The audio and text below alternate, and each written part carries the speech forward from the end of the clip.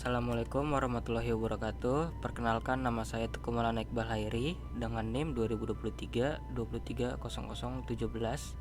Di sini saya akan mempraktekkan dan menjelaskan tentang Linux Unhatched dimulai dari bab 1 sampai dengan bab 6. Yang tujuannya untuk tugas mata kuliah sistem operasi. Yang terhormat, dosen pengampu mata kuliah sistem operasi Bapak Yan Sofyan Andana Saputra, Eskom Mkom. Yang pertama, Linux Unhatched itu sebuah kursus yang diberikan Cisco Academy kepada para pemula yang sama sekali tidak paham mengenai Linux atau tidak pernah sama sekali mengoperasikan Linux. Tujuannya yaitu untuk membantu mereka memperkenalkan secara singkat tentang apa itu Linux dan cara kerjanya. Nah, selanjutnya, kenapa harus mempelajari Linux? Yang pertama, Linux itu open source dan gratis.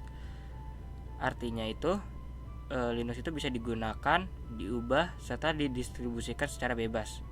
Ini membuatnya populer di kalangan developer, SIS admin, dan perusahaan teknologi. Lalu yang kedua itu, Linux itu stabil dan aman.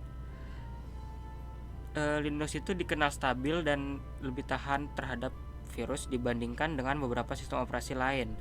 Ini alasan kenapa server-server besar di internet, termasuk yang menjalankan website populer, banyak menggunakan Linux. Yang ketiga, banyak digunakan di server dan cloud. Untuk yang ingin bekerja di bidang IT, pengelolaan server atau cloud computing, pengetahuan tentang Linux sangat penting karena mayoritas server dunia berjalan di Linux. Yang keempat, kustomisasi dan fleksibilitas. Di sini kita bisa mengatur Linux sesuai kebutuhan kita, dari tampilan hingga cara kerjanya. Ini cocok buat orang yang ingin punya kontrol lebih atas sistem operasi mereka. Lalu yang terakhir, dukungan komunitas yang kuat. Linux itu punya komunitas global yang besar di mana kita bisa berbagi, belajar, dan mendapat dukungan dari orang-orang yang menggunakan atau mengembangkan Linux. Lalu kita di sini akan lanjut ke bab kedua, yaitu basic command syntax. Nah, di sini ada perintah ls di Linux digunakan untuk menampilkan daftar file dan direktori yang ada dalam sebuah direktori. Kalau pada contoh ini direktorinya adalah SIS admin. Saya kasih contoh seperti ketik ls gini. Terus muncul di sini ada daftar folder yang ada pada direktori SIS admin ini. Nah, di Linux ini memang sangat penting, seperti contoh file di Linux case sensitive, yang artinya file atau direktori dengan nama file txt uppercase dan file txt yang lowercase itu bisa dianggap dua file yang berbeda seperti ini. Saya ketik saja yang file txt yang kayak begini, .txt yang kayak gini, dengan file .txt yang ini kecil seperti ini. Nah, itu bisa dianggap dua file berbeda. Begitu juga dengan perintah ls ini. Kalau kita ketik dengan uppercase begini, permission denied, alias dia nggak bisa masukkan komennya. Jadi untuk itu hati-hatilah saat mengetik komen atau perintah ls dan sistem file di Linux yang sangat sensitif terhadap perbedaan antara uppercase dan lowercase. Nah, selanjutnya pada contoh kedua kita akan membuka salah satu folder yang ada di direktori SIS admin. Setelah kita ketik komennya akan muncul folder dan file yang ada dalam folder yang kita ketik sebelumnya. Kita coba folder dokumen seperti ini. ls. Diperhatikan tulisannya besar kecil lah ya. Nah, baru jadi kita di sini akan menampilkan file-file dan folder-foldernya seperti ini, folder school dan work, dan ada file alpha first, alpha second, alpha dan alpha third. Lalu karena Linux ini merupakan sebuah OS yang open source biasanya ada rahasia menarik atau Easter egg yang ditambahkan developernya. Caranya dengan mengetik aptitude MOOO, maka akan keluar Easter egg-nya. Nah, karena di sini adalah cuman buat kursus dan hanya untuk latihan saja, jadi di sini tidak ditaruhkan Easter eggs di dalam programnya. Lalu selanjutnya pada bab ke ini 2.2 ada option "-l". Option ini fungsinya untuk menampilkan daftar file dan direktori secara lebih detail, termasuk izin akses, pemilik, ukuran, dan tanggal modifikasi. Kita coba dulu ketik ls-l, maka ini akan keluar. Di sini ada izin aksesnya, nama pemiliknya, terus ukurannya berapa, serta tanggal modifikasinya berapa.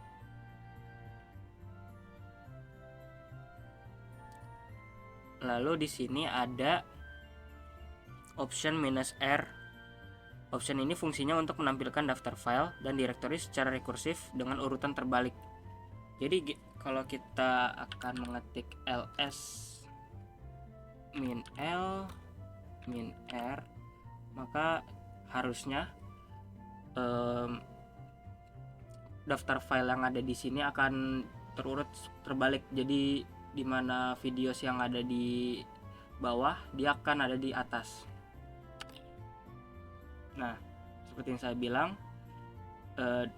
daftar file yang ada di sini yang di bawah videos, jadi dia ada di atas sekarang. Lalu selanjutnya kita ada di bab ketiga, yaitu printing working directory. Itu fungsinya untuk menampilkan kita berada di direktori mana saat ini. Sebagai contoh, saya akan mengetik pwd, lalu ini kita ada di SCS admin, menandakan kita ada di direktori SCS admin.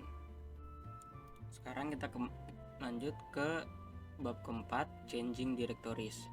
Changing directories itu gunanya untuk mengubah direktori kita ke dalam folder yang akan kita ketik. Nah, di sini contohnya kita akan masuk ke dalam folder documents dengan cara cd documents. Nah, dengan ini kita sudah masuk ke dalam folder documents. Nah, selanjutnya itu ada option slash atau garis miring ini. Gunanya itu untuk kita kembali berpindah ke directory root. Nah, directory root ini adalah directory yang paling atas atau menu atau utama dalam sistem file. Jadi kita ketik cd slash. Nah, di sini kita sudah ada di dalam directory rootnya. Melihat di sini tuh. Nah, kalau kita mau kembalinya dengan klik cd lagi aja. Kita kembali ke SCS admin. Lalu jika kalian ingin masuk ke dalam folder yang ada di dalam folder documents, bisa langsung saja ketik cd documents slash school. Nah, di sini kita sudah masuk ke dalam folder school yang ada di dalam dokumen. Nah, selanjutnya kita akan masuk ke dalam shortcuts-nya. Yang pertama itu di sini ada cd titik-titik, itu gunanya untuk berpindah ke satu folder di atas sebelumnya. Nah, jika kita ketik cd terus titik 2 kali, akan masuk ke dalam folder documents. Kembali ke dalam folder documents. Nah, namun kalau kita ketik cd titik 1, itu untuk tetap berada di dalam directory yang sama saat ini, yaitu documents. Jadi kita akan terus di documents. Nah, kalau yang terakhir itu ada cd yang ini. Itu gunanya jika kita dalam folder yang ini, kita akan kembali ke direktori utamanya, yaitu SES admin. Jadi seperti ini. Kita di sini sudah kembali ke SES admin. Nah, sekarang kita masuk ke bab 5, listing file. Nah, di sini kita masuk ke file tab. Jika awalnya itu minus, itu merupakan tandanya itu file. Namun jika awalnya itu huruf D, itu menandakan sebuah folder. Nah, terus di sini tuh ada rwxr -xr -x. Ini adalah sebuah permission yang dimana pengguna tertentu bisa mengakses file. Nah, terus di bawahnya di sini ada angka 1. Ini adalah hard link count yang menunjukkan seberapa banyak hard link yang mengarah kepada file tersebut. Lalu di sini ada syslog. Syslog ini adalah user owner, yang artinya syslog ini merupakan pemilik dari file ini.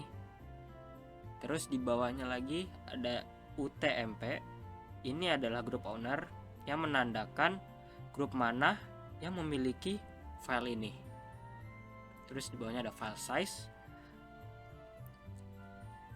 yang menunjukkan ukuran atau size dari file ini.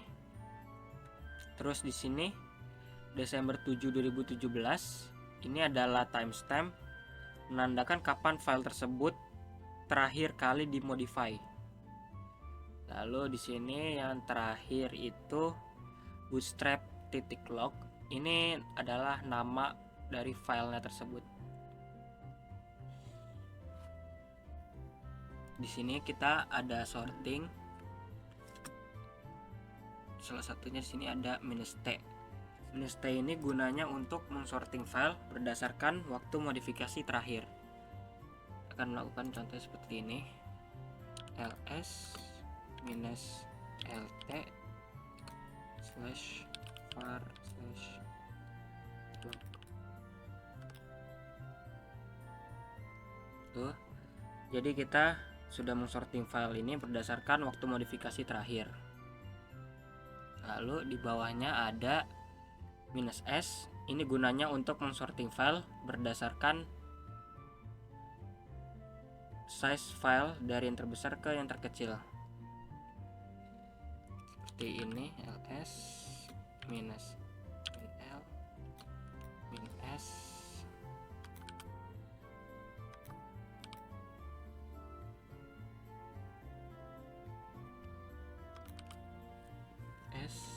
terus var log. Nah, di sini kita sudah mensorting berdasarkan file yang terbesar ke yang terkecil. Lalu di bawahnya ini -r, ini merupakan kebalikan dari urutan sebelumnya. Nah, kita akan coba dari yang contoh ini, ls min lsr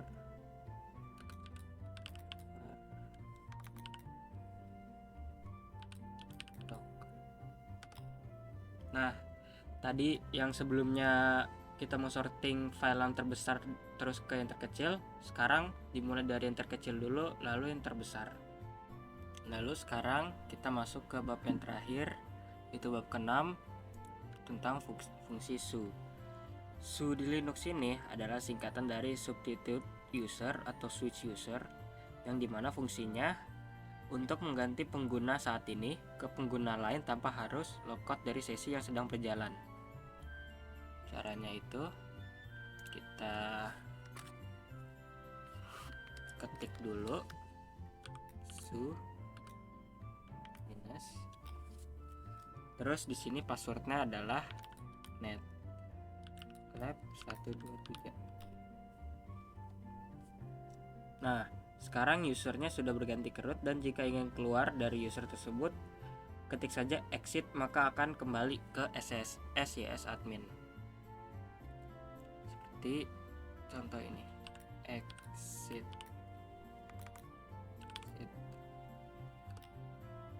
Nah, di sini kita sudah kembali ke SCS admin. Nah, jika kalian ingin ada animasi kereta, harus login ulang seperti tadi. Lalu jika sudah, ketik SL, maka akan muncul keretanya. Jadi kita login lagi S2, terus mungkin passwordnya netlab 123.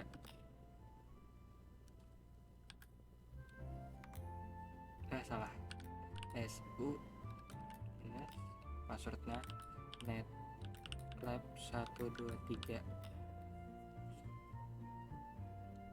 Nah, kita sudah masuk, baru kita akan ketik SL. Nah, ini ada animasi keretanya. Lalu kita exit lagi, exit, kembali ke SCS adminnya. Di sini ada sudo. Nah, sudo ini memungkinkan pengguna untuk menjalankan perintah sebagai super user atau pengguna lain dengan kontrol yang lebih baik dan tanpa perlu beralih sepenuhnya ke akun root. Jadi kita langsung aja ketik sudo SL, terus dia minta passwordnya itu sama netlab 123. Langsung deh ada keretanya. Jadi sekian dari video saya, kurang lebihnya mohon maaf. Wassalamualaikum warahmatullahi wabarakatuh.